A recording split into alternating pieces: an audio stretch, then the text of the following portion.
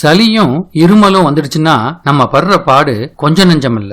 கூடவே தொண்டை வலியும் வந்துருச்சுன்னு வச்சுங்களேன், அவ்வளவுதான். சில சமயம் உடம்புல வெப்பம் அதிகரிச்சு இது காய்ச்சலா கூட மாறிடும். பருவநிலை மாறுறப்ப சளி இருமல் இதெல்லாம் வர்றதுக்கான வாய்ப்பு அதிகம். இயற்கையான முறையில சளியையும் இருமலையும் விரட்டிடலாம். தொடர்ந்து இந்த வீடியோவை பார்க்கறதுக்கு முன்னாடி எங்க சேனலை சப்ஸ்கிரைப் செய்ய மறந்துடாதீங்க. தொண்டை வலி வந்துடுச்சுன்னா உடனே வெதுவெதுப்பான உப்பு நீர்ல வாய் கொப்பளிக்கணும். இது எந்த பாதிப்பையும் ஏற்படுத்தாத இயற்கையான வழிமுறை. தொண்டையில ஏற்பட்ட வீக்கத்தை இது குறைக்கும், தொண்டை உறுத்தலை நீக்கும், சளியையும் குறைக்கும். இஞ்சி இருமலை ரொம்ப எளிமையா போக்கிடும். ஒரு சின்ன துண்டு இஞ்சியை எடுத்து அதுல கொஞ்சம் உப்பை தூவணும். இந்த உப்பு கலந்த இஞ்சிய சில நிமிஷங்களுக்கு நல்லா வாயில போட்டு மெல்லணும். இஞ்சியோட துளசி இலையையும் சேர்த்துக்கிட்டோம்னா சளி இருமலுக்கு உடனே நல்ல பலன் கிடைக்கும்.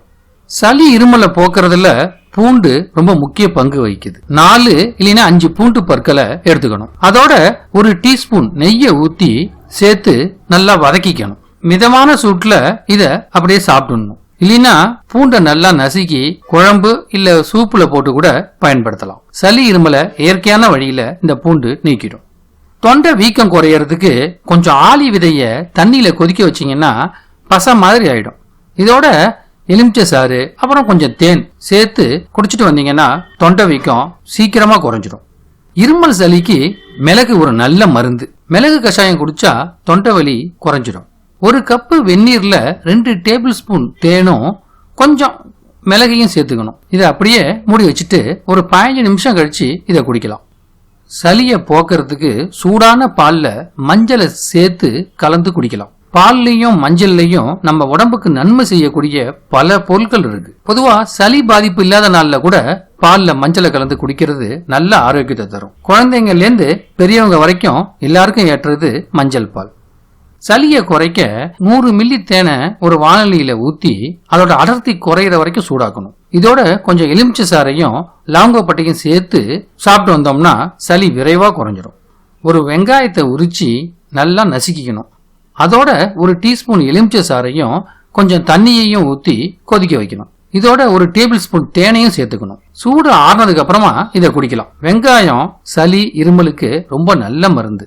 இதுக்கு 100 வழியும் இருக்கு. ஒரு சின்ன துண்டு இஞ்சிய சாரா பொழிஞ்சு வச்சுக்கணும். அப்புறமா ஒரு 4-5 மிளகை வறுத்து பொடியாக்கிக்கணும். இஞ்சி சாறு மிளகு பொடி இதோட கொஞ்சம் மஞ்சள் தேன் எல்லாத்தையும் சேர்த்து கெட்டியா பேஸ்ட் மாதிரி தயாரிச்சுக்கணும். இதை பந்து மாதிரி உருட்டி வச்சுக்கலாம். 10 லேருந்து 15 நிமிஷத்துக்கு இதை வாயில வச்சுக்கணும். அதுக்கப்புறமா விழுங்கிடலாம். ஒரு நாளைக்கு 2 இல்லைன்னா 3 முறை சிறிதளவு சாப்பிட்டு வந்தீங்கனாலே நல்ல நிவாரணம் கிடைக்கும். சளி இருமல் வந்துருச்சுன்னா தண்ணீரை சூடாக்கி தான் குடிக்கணும். வெந்நீருக்கு தொண்டையில ஏற்படுற வீக்கத்தை குறைக்கிற தன்மை இருக்கு. இது சளி காய்ச்சலுக்கு காரணமான தொற்றுகளை நீக்கவும் உதவுது. அதனால சளி வந்தா வெந்நீர் அருந்த வேண்டியது கட்டாயம். சளியும் இருமலும் எப்ப பிரச்சனைக்குரியதா ஆகும் அப்படிங்கறதையும், நுரையீரல்ல தேங்கி இருக்கிற சளியை எப்படி போக்குறது அப்படிங்கறதையும் இந்த வீடியோக்குள்ள பார்த்து தெரிஞ்சுக்குங்க. இதுவரைக்கும் எங்க சேனலை சப்ஸ்கிரைப் பண்ணாதவங்க மறக்காம சப்ஸ்கிரைப் பண்ணுங்க. இந்த வீடியோ பிடிச்சிருந்ததுன்னா ஷேர் செய்ய மறக்காதீங்க.